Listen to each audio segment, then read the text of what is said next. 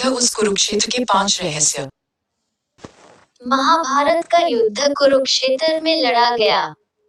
कुरुक्षेत्र में युद्ध लड़े जाने का फैसला भगवान श्री कृष्ण का था, लेकिन उन्होंने कुरुक्षेत्र को ही महाभारत युद्ध के लिए क्यों चुना, इसकी कहानी कुछ इस प्रकार है। जब महाभारत युद्ध होने का निश्चय हो गया तो उसके लिए जमीन तलाश की जाने लगी।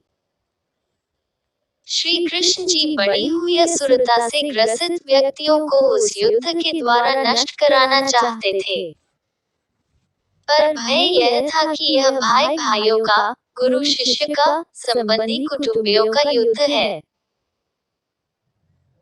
एक दूसरे को मरते देखकर कहीं संधि न कर बैठे, इसलिए ऐसी भूमि युद्ध के लिए चुननी चाहिए जहां क्रोध और द्वेष के संस्कार पर्याप्त मात्रा में हों।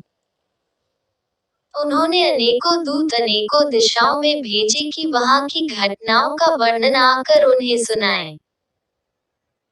एक दूत ने सुनाया कि अमुक जगह बड़े भाई ने छोटे भाई को खेत की मैल से बहते हुए वर्षा के पानी को रोकने के लिए कहा, पर उसने स्पष्ट इनकार कर दिया और उलाहना देते हुए कहा, तू ही क्यों न बंद करावे, मैं कोई तेरा गुलाम हूँ। इस पर बड़ा भाई आग बबूला हो गया।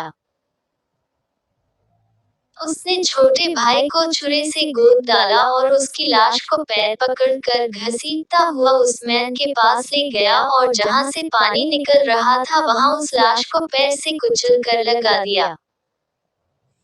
इस नृशंसता को सुनकर श्री कृष्ण ने निश्चय किया, यह भूमि भाई भाई के युद्ध के लिए उपयुक्त है।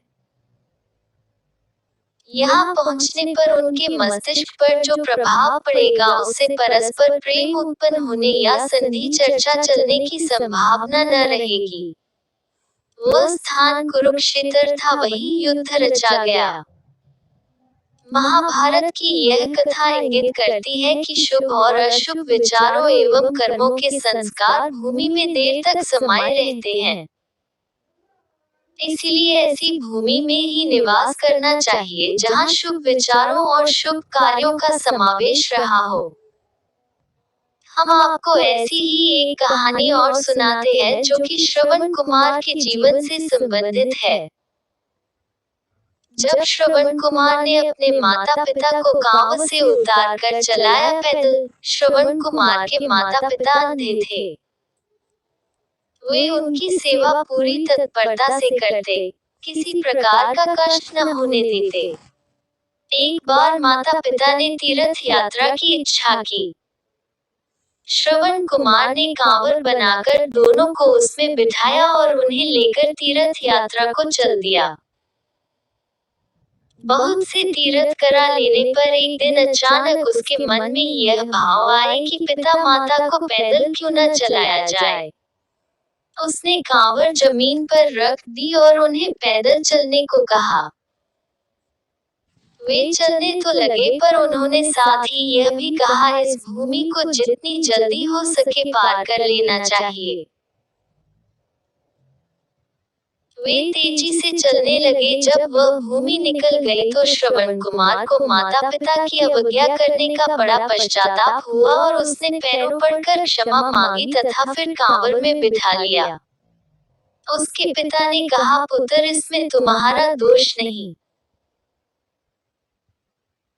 उस भूमि पर किसी समय मई नामक एक असुर रहता था। उसने जन्मते ही अपने ही पिता माता को मार डाला था। उसी के संस्कार उस भूमि में अभी तक बने हुए हैं। इसी से उस क्षेत्र में गुजरते हुए तुम्हें ऐसी बुद्धि उपजी। पुराण नहीं कहते हैं, इसे पंचम वेद का दर्जा मिला हुआ है और यह भारत का इतिहास ग्रंथ है। कुरुक्षेत्र युद्ध कौरवों और पांडवों के मध्य कुरु साम्राज्य के सिंहासन की प्राप्ति के लिए कुरुक्षेत्र में युद्ध लड़ा गया था। आओ जानते हैं कुरुक्षेत्र के 5 रहस्य। कुरुक्षेत्र भारतीय राज्य हरियाणा का एक क्षेत्र है। 1. छोटे भाई का वध। मान्यता अनुसार यह कहा जाता है कि भगवान श्री कृष्ण को डर था कि भाई भाइयों के, गुरु शिष्यों के व संबंधी कुटुंबियों के इस युद्ध में एक दूसरे को मरते देखकर कहीं ये संधि न कर बैठें।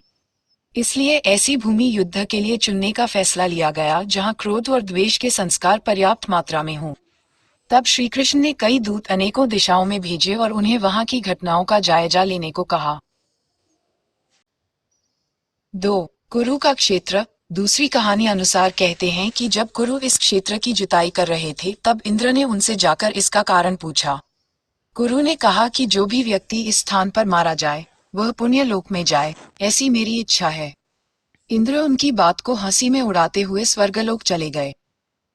ऐसा अनेक बार हुआ। इंद्र ने अन्य देवताओं को भी ये बात बताई। देवताओं ने इंद्र से कहा कि यदि संभव हो तो कुरु को अपने पक्ष में कर लो।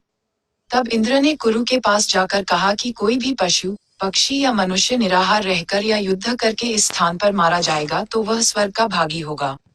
ये बात भीष्म, कृष्ण आदि सभी जानते थे, इसलिए महाभारत का युद्ध कुरुक्षेत्र में लड़ा गया।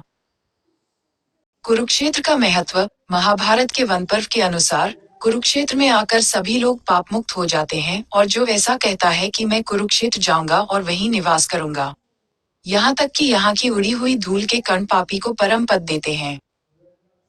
नारद पुराण में आया है कि ग्रहों, नक्षत्रों एवं तारागणों को कालगति से, आकाश से नीचे गिर पड़ने का भय है, किंतु वे जो कुरुक्षेत्र में मरते हैं पुनः पृथ्वी पर नहीं गिरते, अर्थात वे पुनः जन्म नहीं लेते। भगवद गीता के प्रथम श्लोक में कुरुक्षेत्र को धर्मक्षेत्र कहा गया है। 5. कुरुक्षेत्र के क्षेत्र। यहाँ एक विशाल तालाब है जिसका निर्माण महाभारत काल में ही हुआ था। यहाँ एक ज्योतिष नामक स्थान है जहाँ पर श्री कृष्ण ने गीता का उपदेश दिया था। यहाँ पर ब्रह्मसरोवर, सन्निहित सरोवर, भद्राकाली मंदिर, पेहोवा और श्री स्थानेश्वर महादेव मंदिर व पुंडरी नामक स्थान प्रसिद्ध है।